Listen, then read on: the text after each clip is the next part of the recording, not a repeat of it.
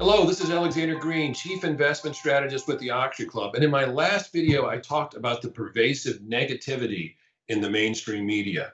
People are always talking about the terrible, horrible, awful things that are happening in the country and around the world. And I guess part of that's just the nature of the news. But this has really been, I think, overdone in the pandemic that we're experiencing. And you're constantly seeing headlines about how fast the coronavirus is spreading and how many people are dying and how poor the outlook is for the economy and public health and safety. Let me, for example, give you a few headlines that I've just read recently.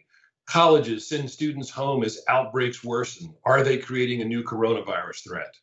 What young, healthy people have to fear from COVID-19.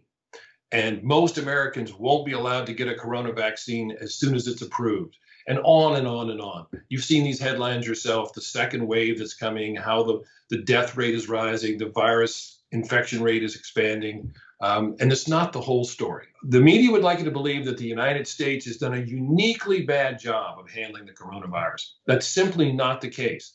Even though it is true that we have more coronavirus cases than any country in the world and more deaths than any country in the world, there are some good reasons for that have nothing to do with the U.S. response to the virus. For example, one of the reasons we have the most cases is we're one of the most populous nations in the world. In fact, we're third after China and India.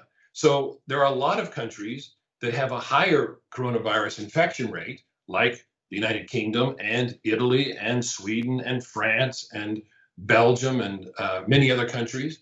But they don't have as many because they're not nearly as large a country. A lot of those countries are smaller than some of our states. Another reason that we have a coronavirus problem in this country is because our population tends to be more elderly. In a lot of emerging markets, the average age of people is in their 20s. In India, for instance, the average Indian citizen is 28 years old. So this disease affects elderly people more severely than younger people. And when you have an elderly population, then you have a bigger problem. I'm not trying to make light of the pandemic. It's obviously very serious. And there are lots of companies that have been devastated by this, lots of small businesses that have closed that will never recover. But there are other companies that have done very well during the pandemic, have flourished because they're the kind of companies that benefit from e-commerce or from a service-oriented economy. And as an investor, all you have to be thinking about is not what is the fate of the world or the country or the pandemic, but what businesses stand to gain as a result of what's happening in the world and what businesses stand to suffer. And you want to avoid the companies that are losing market share, have declining sales or negative earnings, and steer your investments toward those companies that are increasing their market share, growing their earnings, and compounding their profits at a high rate. So I just wanted to make it clear that there are plenty of opportunities in this market, even with all the negative things that are happening in the world.